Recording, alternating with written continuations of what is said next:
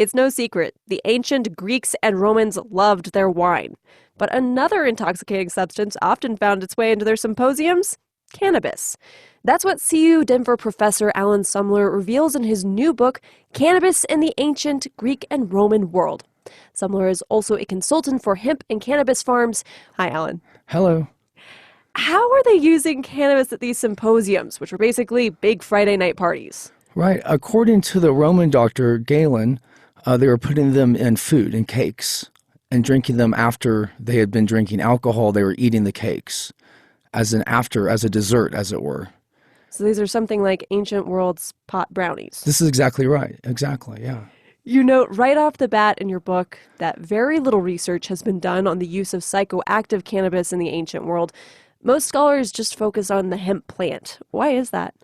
Well, because hemp was common in using, they used it to make sails, to make clothes and sandals, and they used it as a food nutrient.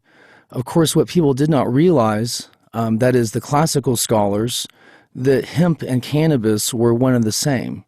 It was the same plant. It had not been, today it is kind of like two plants, although botanists disagree on this. Today it's definitely two different types.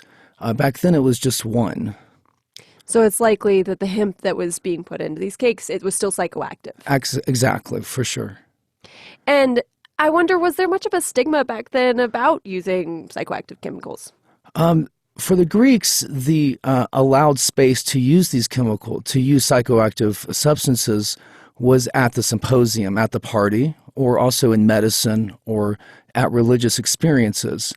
But the Greeks like to call their intoxication wine and incense. They were a bit prejudiced against foreign intoxications. So they made fun of the Scythians, who notoriously used cannabis.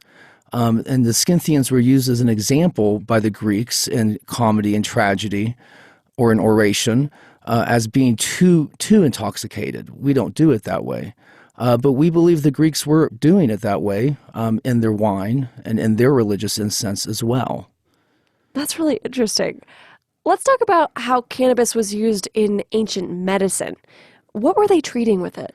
We have a very firm record of ancient medicine in the Roman system, and it continues throughout the Empire and into the Middle Ages. A lot of references to cannabis and humoral medicine, which is the type of medicine they subscribe to, the system.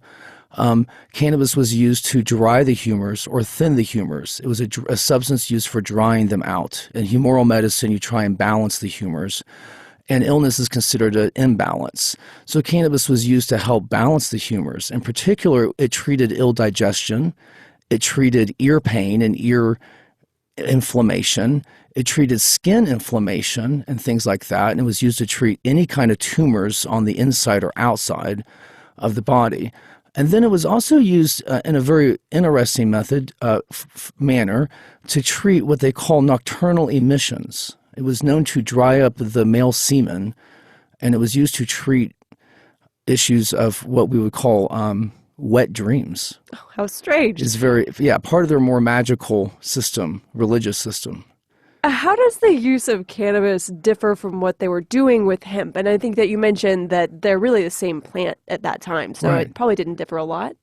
Right. So in the during the Roman Empire, Pliny wrote this book called The Natural Histories, and he covers a lot about farming and trade in Rome. And he discusses cannabis specifically in many passages. And he describes how they would harvest it, and they would separate the stalks from the flowers. And the flowers were used then for medicine and for food. And then the stalks were used for cordage, rope, and making clothes. There's one more way the Greeks and Romans used cannabis in religion. Tell me about that. Well, this is a more difficult topic to find, although in parallel cultures like the Assyrians in Turkey in the 8th century BCE, or the Scythians, again, who lived around the Black Sea and the Caspian Sea as early as the 8th century BCE, they obviously used it in their religion. For the Greeks, we have some evidence that they used it in their religion from physical artifacts and material artifacts. And the Greek usage, although it's hard to establish it, is very similar to the usage of the parallel cultures, for instance, of the Scythians.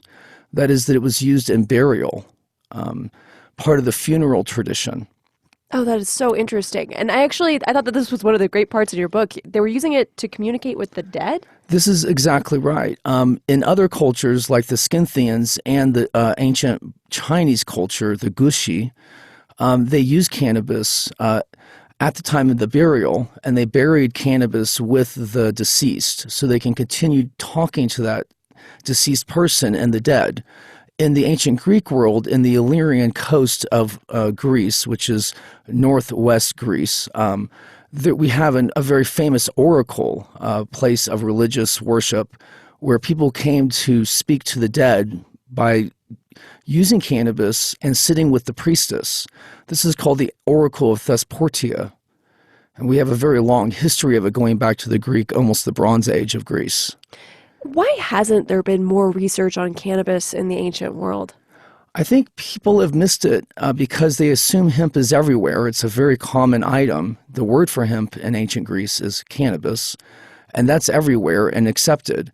And when they think of intoxication, they think of wine, which we know now was not very potent for the Greeks, and that they added herbs and substances to the wine. But that's a new theory that's just coming out. So people just think they did wine and that they did not use these other drugs unless it was in medicine. So that sort of causes a prejudice. So that's interesting that these prejudices could even steer the way research is done. Absolutely. Because the Greeks, the Greeks more so than the Romans, always make fun of too much intoxication in other cultures. And also, if we look at the Greek philosophers like Plato and Aristotle, they always preached like moderation. Their culture embraced this idea. Even the Roman culture had this idea of things being done in moderation. Intoxication doesn't fit in. And according to a lot of the Roman writers, Romans like to get very intoxicated and wander the streets and really be very intoxicated, and people thought this was not morally correct. Although they did this, of course, at the symposium, it was about place. But each culture has their dialogue with too much drugs, you know. And why do you think it's important that there's a better understanding of cannabis's role in the ancient world?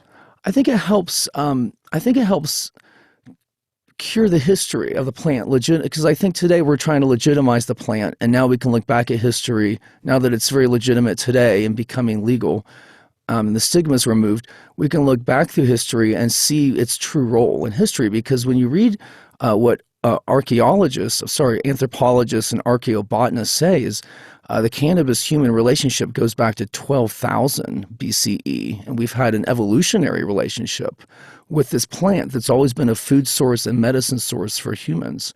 So we see it in a bigger light, and then we understand today why it has curative benefits. Humans have always been using it for curative reasons since the beginning. Alan, thank you so much for being here. Thank you very much.